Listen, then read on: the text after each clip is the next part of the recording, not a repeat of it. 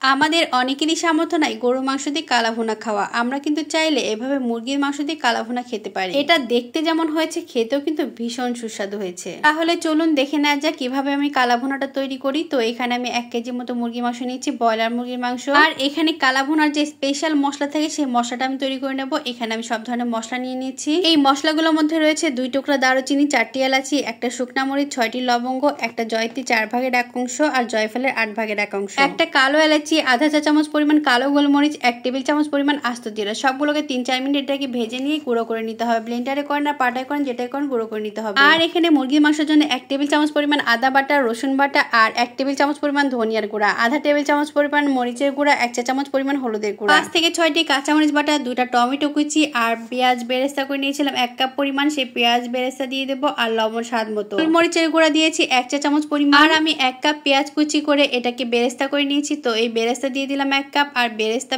ভাজার যে তেলটা ছিল সেটা দিয়ে দিলাম। এখন সুন্দর করে এগুলোকে মিক্স করতে হবে। যতটা সুন্দর করে এগুলোকে মিক্স করতে পারবেন ততটাই ভালো হবে, কারণ মাংসের মধ্যে মশলা যত ঢুকবে তত কিন্তু বেশি স্বাদ হবে। আর এখানে আমি লবণ একটু কম দিয়েছিলাম, 1 চা চামচ পরিমাণ দিয়েছিলাম। তো আমার কাছে মনে হচ্ছে লবণ একটু কম হয়েছে, তো আমি এখানে লবণ 2.5 চা চামচ দিয়ে দিলাম। তো আপনাদের স্বাদ অনুযায়ী আপনারা লবণ দিয়ে দিবেন। দেখুন কালারটা কতটা সুন্দর হয়েছে, দেখে মনে হচ্ছে এখনই খেয়ে ফেলি। আর এই যে টমেটোটা দিলাম, এই টমেটোটার জন্য কিন্তু অনেক সুন্দর একটা কালার আসবে। তারপর আমি হাত দিয়ে সুন্দর করে এই হাত ধোয়া পানিটা এর মধ্যে দিয়ে দিলাম, মানে হাতটা সামান্য একটু পানি দিয়ে দিয়েছি। আর এখন আমি একটা প্যানের মধ্যে একটু তেল দিয়ে দিয়েছি আর সামান্য 1 চা চামচের মতো আমি চিনি দিয়ে দিলাম আর একটা তেজপাতা সুন্দর করে ছিঁড়ে দিয়েছি। যখন চিনিটা গলে এরকম একটা সুন্দর কালার আসবে তখন আমি এটার মধ্যে মাংস দিয়ে দেবো, মানে যখন এটাকে ভাজতে ভাজতে এরকম একটু বুদবুদে কালার আসবে তখন আমি মাংসটা দিয়ে দেবো।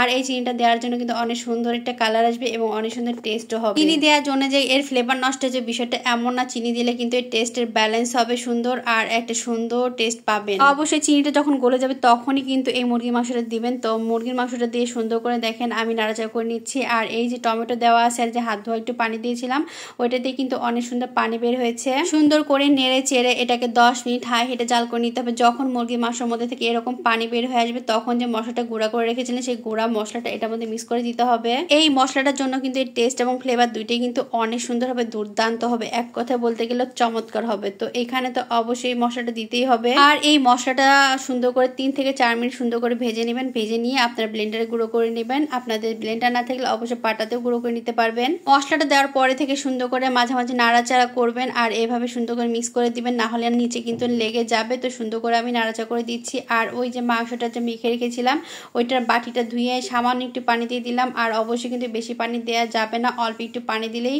এটা সুন্দর মতো কুক হয়ে যাবে। আমি ঢাকনাতে ঢেকে দিয়েছিলাম, সুন্দর করে ঢাকনাতে ঢেকে আমি 10 মিনিট কুক করেছি। তারপরে এই যে দেখেন কতটা সুন্দর পানি বের হয়ে আসছে। এভাবে মাঝে মাঝে নাড়া দিতে হবে, না হলে কিন্তু অবশ্যই যে মশলাটা দেওয়া আছে সেটা কিন্তু নিচে লেগে পুড়ে এর টেস্টটা কিন্তু নষ্ট হয়ে যাবে। এভাবে আমি বেশ কিছুক্ষণ নাড়াচাড়া করে সুন্দর করে এর পানিটাকে শুকিয়ে নিয়েছি আর তেল বের হয়ে আসছে। এখন যে কাজটা করব, এই কাজটা না করলে কালা ভুনা কিন্তু অসম্পূর্ণ থেকে যাবে। তো সুন্দর করে আমি একটা প্যানের মধ্যে তেল দিয়েছি আর সুন্দর করে তেল দিয়ে এটার মধ্যে 2টা শুকনো মরিচ আমি ছেড়ে দিয়েছি আর রসুন আর পেঁয়াজ দিয়েছি হাফ কাপ করে করে সুন্দর করে দিয়ে এটাকে ভেজে নিয়েছি। তারপরে সুন্দর করে এটা আমি মাংসের মধ্যে ঢেলে দিলাম, মাংসের মধ্যে ঢেলে দিয়ে এটাকে সুন্দর করে আবার নাড়াচাড়া করে মিক্স করে নিচ্ছি। কালা ভুনার এই বাগার দেওয়াটাই কিন্তু এটার টেস্টটাই সম্পূর্ণ চেঞ্জ করে দিবে। আর দেখেন ভাজতে ভাজতে কিন্তু অনেকটা সুন্দর একটা কালার চলে আসছে। সুন্দর করে অনবরত নাড়তে নাড়তে যখন দেখবেন এরকম হয়ে গেছে তখন আপনারা এটাকে নামিয়ে ফেলবেন। তো আমার কাছে মনে হচ্ছে এটাই পারফেক্ট কালার। তো সুন্দর করে আমার কিন্তু হয়ে গেছে, আমি এখন এটাকে নামিয়ে নিচ্ছি।